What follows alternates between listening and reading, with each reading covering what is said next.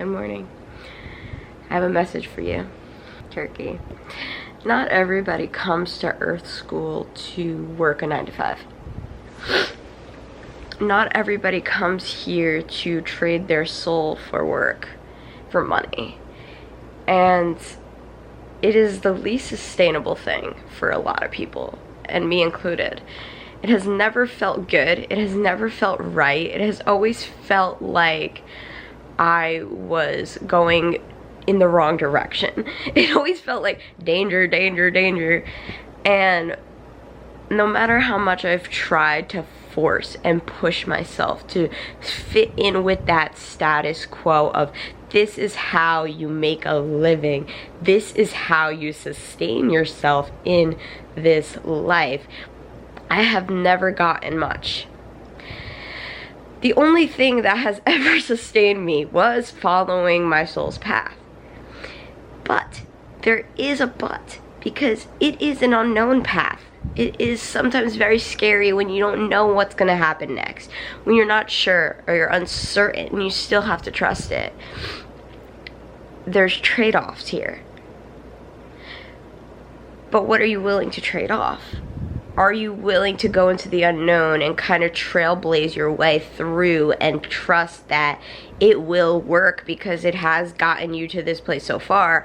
Or are you gonna be petrified in fear of losing the game and then rushing to, I don't know, some grocery store or shop or back to how you used to work? For me, like cosmetology or massage or different things. Right? So I think there's a time and a place at times where you might need to tap into the matrix a little bit. You know, you might need to get some cash, you might need to do something for survival reasons. But that's not the point of life. And that's where a lot of people get this shit wrong. Where they spend years doing the thing that is told they should do, and then they get there and they're not happy. Or they just are living in the smoke show and they don't see beyond that, and they're not awake to the fact that, like, we're making all this shit up. Like, we're the ones conforming, we're the ones creating these systems that are harmful. A lot of the jobs that we are pressed to do if we are not working, if things are not sustaining, are grunt labor and jobs that aren't actually helping evolve society in a positive way, aren't helping the collective move in the direction that it needs to, into a deeper love, into deeper truth, into deeper awakening. We don't have that, and we're missing that in our world. And so there's people that are here to actually move the collective to deeper truth, to deeper love, to deeper awakening. And I'm one of those people. That's not to say like I'm better or worse. It's just like, when you have a mission in life, you have to follow your mission. So back to the point, like, not everybody comes to Earth to do this, literally this, to just be like earthlings. And also the reminder that we are on a rock. Like, that to me actually really puts things into perspective of how magical it is, because we're just like on a floating rock in the sky. And it reminds me of Super Mario Galaxy, where, like, we're on this, like, planet in called Earth, and it's really friggin' magical and cool. Like, come on, Earthlings.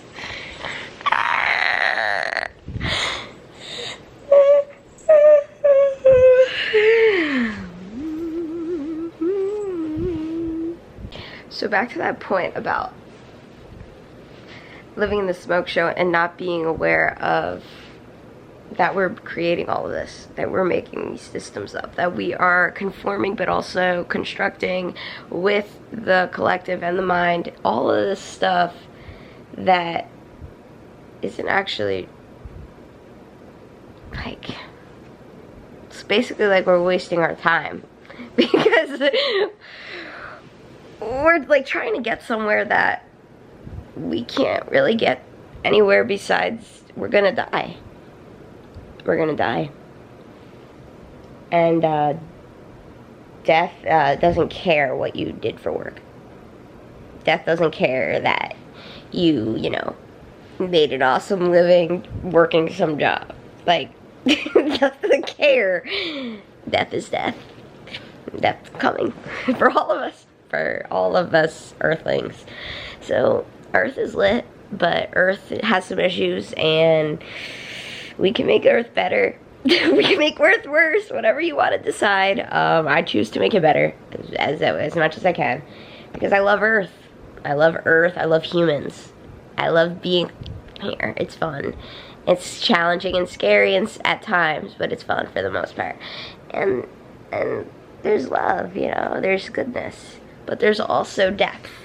Reminder, there's so much depth, and you can really let go of being superficial. You don't have to be superficial anymore. You can go into the depth, into the crust, into the crust of the core, and pull some deep truths and wisdom out of you, out of your self, you know. All right, that's part 3. Goodbye.